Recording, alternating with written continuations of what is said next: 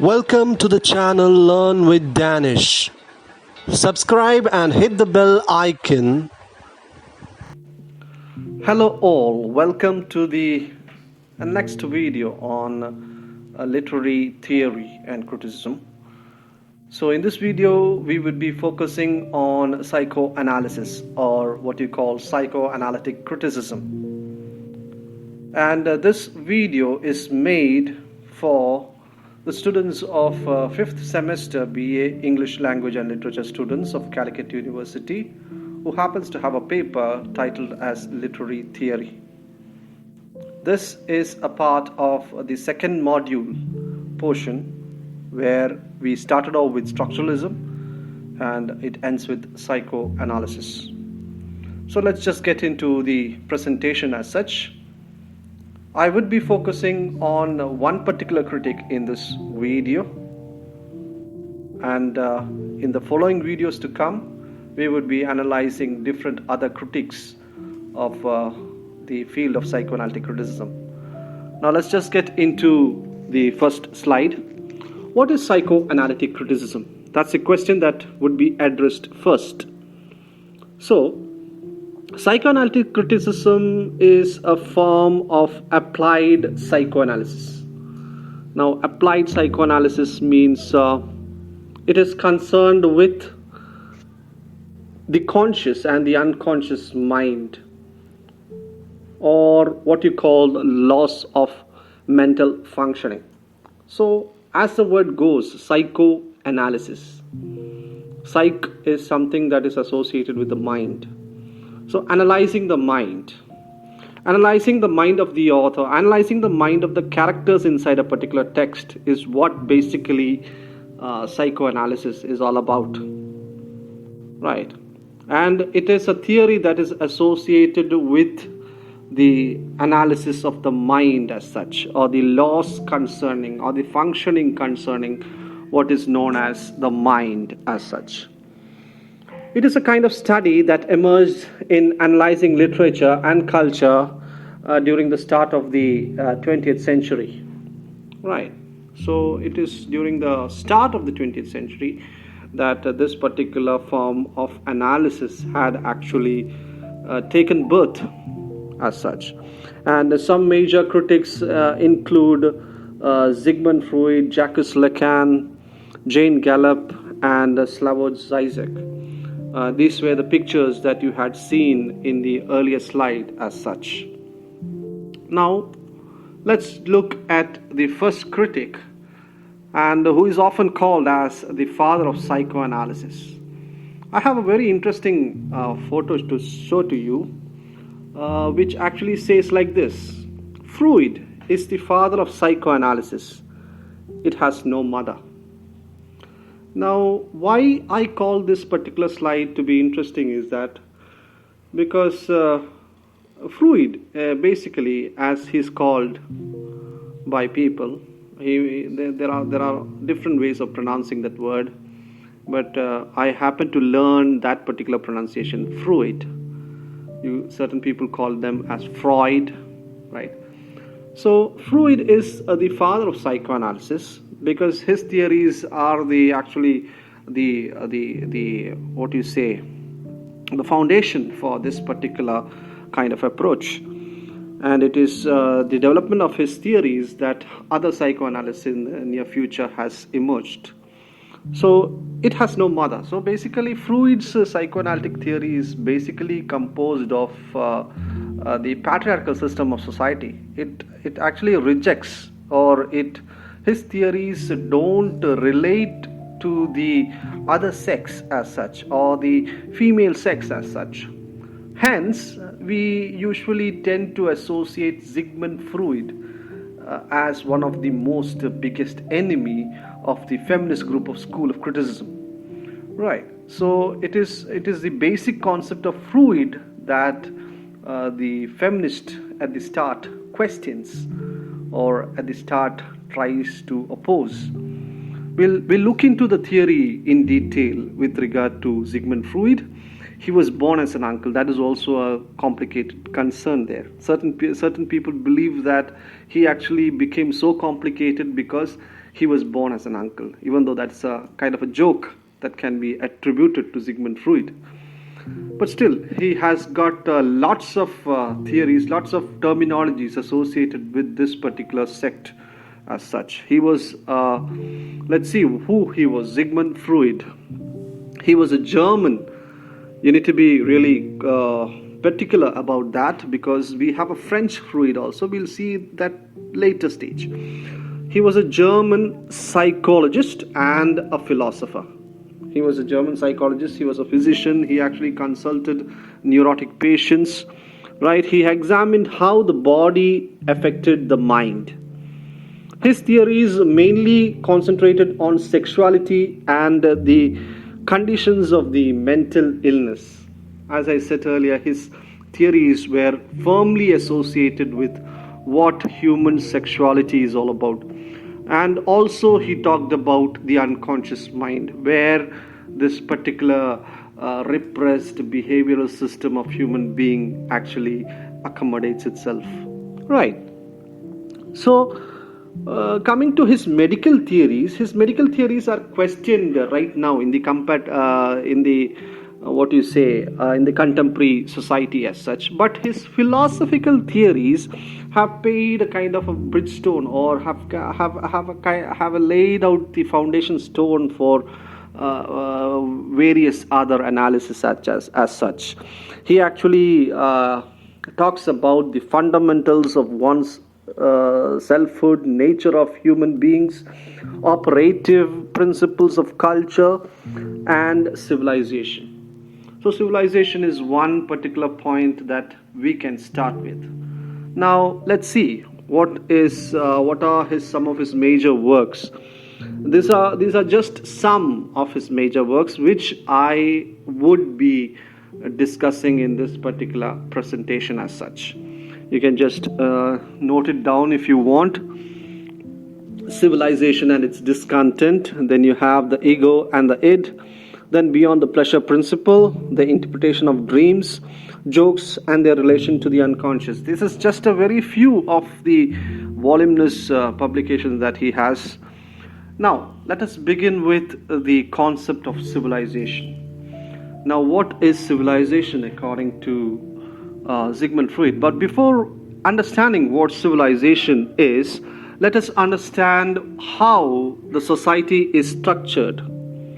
Right. In Civilization and its Discontents, that is the work that he has written, Freud speaks of two principles that work in a society. In an individual, there are two principles that work. The first one is the pleasure principle. Now, what is the pleasure principle? The pleasure principle is that the individual does whatever he feels good. Right. Whatever I feel good at means I don't care about others. I don't care about rules. I don't care about what others would think of me. If I walk in that particular manner, then you can say that the person is dominated by the pleasure principle inside him, inside the psyche. These two principles reside in the psyche. We are analyzing the psyche now, right? So, pleasure principle is there in everybody. In every individual you have this particular principle, the pleasure principle, which is concentrated on the libidinal factor. Now the second one, the reality principle. Reality principle actually urges people to subordinate pleasure to more important things. So reality principle urges people to subordinate pleasure to more important things. That is a reality principle in an individual. Okay. Now, the process behind this reality principle has got another terminology according to Sigmund Freud. Now, what is that terminology? The process where one subordinates the pleasure principle to the reality principle is called sublimation. Now, this is a term that is associated. Usually, in literary theory and criticism, school of criticism, you have lots of terminologies associated with a particular group as such. Certain terminologies do come or do kind of juxtapose in different criticism, different schools. But on the whole, psychoanalytic critical concepts or critical terminologies are more specific to that concern, right? So here, this is one term. This is one term that is that can be associated with Sigmund Freud psychoanalytic theory: sublimation. Sublimation is the process by which we tend to subordinate the pleasure principle to the reality principle. We tend to refine ourselves to be very good citizens or very good people in the society, right? So, in simpler terms, there is a simpler term there: desires that aren't fulfilled are converted into something sublime. That is the actual definition, you can call it as. Example: the abandonment of sex in the name of intense spiritual or religious experience. Suppose you are going in for an extremely spiritual or religious experience, you tend to avoid that particular pleasure of sex as such. This can also happen to academicians, right, or athletes, right?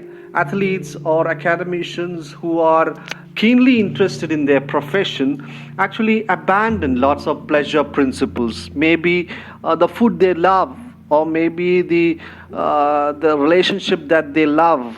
They tend to sacrifice, they tend to avoid that in order to choose a more promptly and more important way of life. So according to Freud says that without sublimation of our sexual desires into more productive realms, there would be no civilization. So civilization only occurs when sublimation happens. When a person or when an individual actually takes the reality principle to be more superior than the pleasure principle. If people in a society actually lives according to the concern of pleasure principle, there would be no civilization. It would be barbaric, right? So the word civilization that we know of today is actually the process of sublimation in the individual psyche. What sublimation? The process of subordinating the pleasure principle to the reality principle. So without sublimation, no civilization. That is a point that Freud makes concerning civilization. I hope that you have got these terminologies into your mind.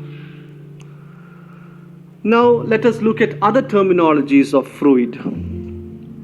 Now this repression, it's a kind of defense mechanism. He has come up with lots of defense mechanism in the human psyche as such. We'll be concentrating on a very few only because it's for the degree program that we are making this video. So repression. Now what is repression? It refers to the unresolved conflicts or traumatic past events and unadmitted desires transferred into the unconscious mind.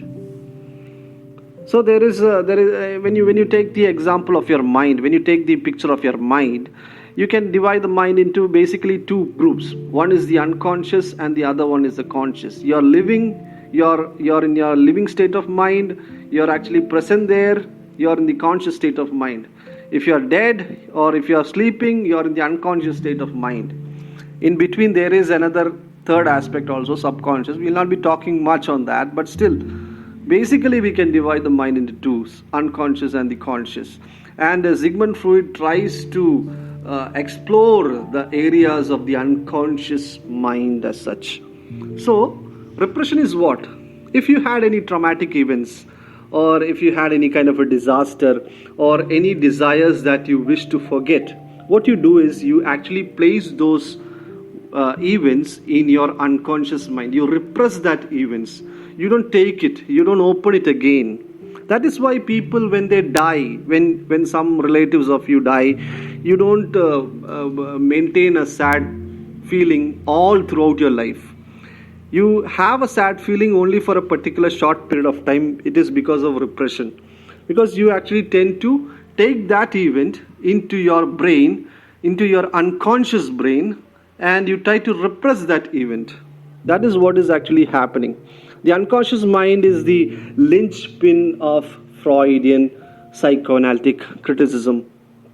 And it is because of this presence that man is vulnerable to emotion and other irrational behavior or appeals. So unconscious mind is what Sigmund Freud actually focuses on in his theories. He tries to explore that particular part of the mind or particular part of the psyche. He says that the unconscious mind is actually the true personality of an individual. Right, it is through the unconscious mind that we can understand the true personality. But the conscious mind is actually influenced by different factors. For example, the society influences your conscious mind, the environment that you live in influences your conscious mind, the people or the relatives that you are attached to influences your conscious mind. But the true self lies in the unconscious, according to Sigmund Freud. So that is the linchpin, that is the focal point of his analytic criticism.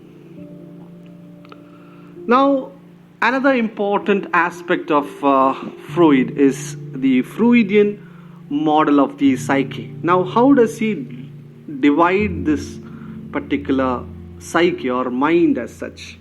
As you know, we have the conscious and the unconscious part. And in that also, we can divide that psyche into three groups. The first one is id, then you have the ego, and then you have the superego. Now let's look at what id is all about.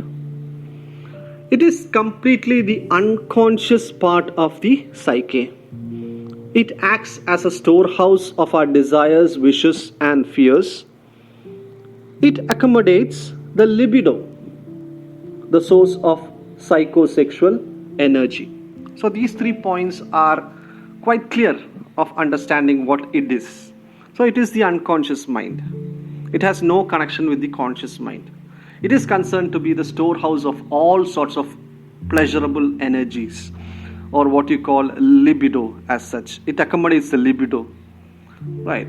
When one is drugged, or when one is in a hallucinated state of mind, it is actually the id that works out. Or when you are in a dream kind of a situation wherein you are not in the conscious mind, it is the id that is working on yourself. Right. So it is completely bare as such. There is nothing to be refined in the id. Your bare self is actually stored in the id as such. Now, what is ego? You tend to generally misunderstand the word ego. If a person actually boasts himself, we actually tend to say that he is having a great ego. Or maybe if he is arrogant or adamant towards his own viewpoint, we say that he's an egoistic person. But basically, ego tends to be the concept of the conscious mind. The self that we see outside is what is known as the ego, basically. It is mostly or partially in the conscious part of the psyche, and it acts as a referee to the id and the superego. Now you know what id is. We'll know what superego is after we get into the next slide. Now superego, what is superego? Superego is nothing but your conscience, right? Your conscience is actually associated with your moral judgment towards society. How well you're morally judging yourself with the light of social pressures, right? So one is extreme refining, that is superego. The other one is bare personality.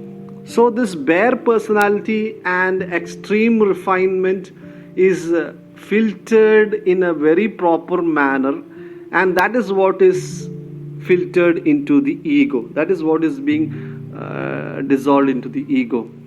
So it acts as a referee. Ego acts as the referee to id and superego. Is that clear? And in the interpretation of dreams, Freud elaborates on the connection of the unconscious in dream mechanism. And a dream is a symbolic representation of the unfulfilled wishes or desires in an individual. The second, the next basic fact of Sigmund Freud's theory is concerned with dream mechanisms. Right. So I hope that you're getting a small idea about the different terminologies that we have used in our lectures so far. We started off with the two principles, then we talked about what sublimation is all about, then we talked about repression, then we talked about the model of the psyche, where you have id, ego and superego, where id has got or has accommodating factors to libido, which is considered to be the psychosexual energy. When you come to this particular part, you have almost around 5 to 6 terminologies associated with psychoanalytic criticism, and that too with Freud alone. So you can imagine how lengthy would psychoanalytic criticism be with regard to different terminologies. Now let us look into Freud's dream mechanism. Now, what is a dream? A dream actually relies on two mechanisms to disguise forbidden wishes. Now, the next terminology is condensation. Now, what is condensation? It is the representation of a number of people or events or meanings, things, into a single unit, or what you call complex meaning into a simple one. Right. It is usually connected with the usage of metaphor in literature. How do you use metaphor in literature? That is the way condensation happens in your dream. It is actually one of the methods or one of the mechanism that is used in dream to to disguise forbidden wishes or desires. We'll give you an example. Don't worry about that. We'll give an example. Let's look at the example. The male genitals, the male reproductive organs, is represented by sticks. It can be either any of these particular thing that is listed out here. It can be associated with a stick, a tree, an umbrella, a banana, a hammer, an aeroplane, etc.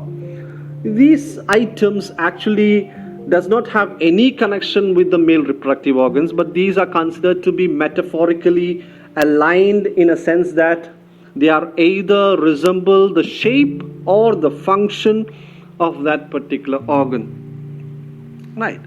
So this is just one example. You tend to associate a kind of thing with another thing. Right. A series of things. One thing is associated with a series of things. That is condensation. Now the second mechanism, which has got slight change, displacement. It is called displacement. What is displacement? It is a situation where one person or event is represented by another that stands for it by association. So there is an association of the two things that we see over there.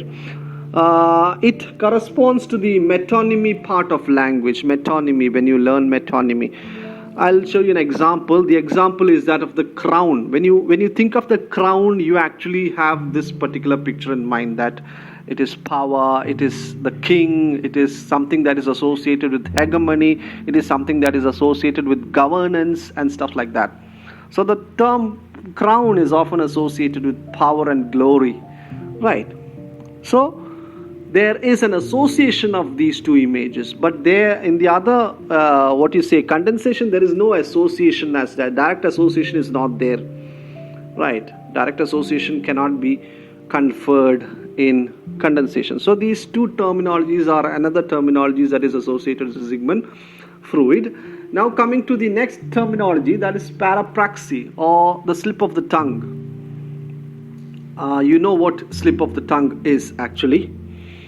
It was discussed in the text, the psychopathology of everyday life. Psychopathology of everyday life, that I think is not mentioned in the earlier major work list, maybe. Okay, so in that he argues that the errors in speech or writing aren't involuntary, aren't things that you come across in an involuntary manner, but they reveal something that is repressed in the unconscious mind. So at certain times when you speak out, you have certain slip of the tongue. It might be completely disassociated with the context as such, right?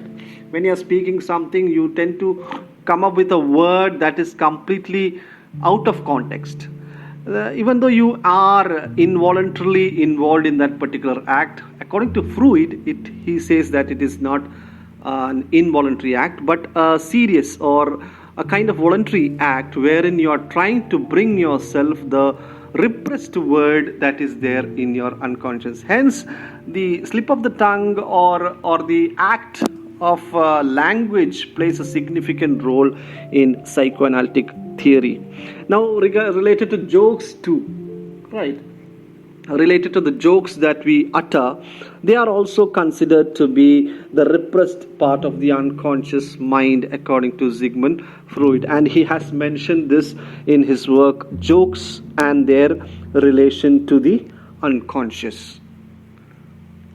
So, language also plays a significant part in psychoanalysis in that manner. With that, we come to the end of the first part of the video. I hope that you have understood an introduction to Sigmund Freud and a clear understanding of some of his terminologies as such. In the next video, it would be a very short video which would deal with the concept of sexuality in Sigmund Freud's theory. So till then, it's me, Danish, signing off. Have a good day. Learn with Danish.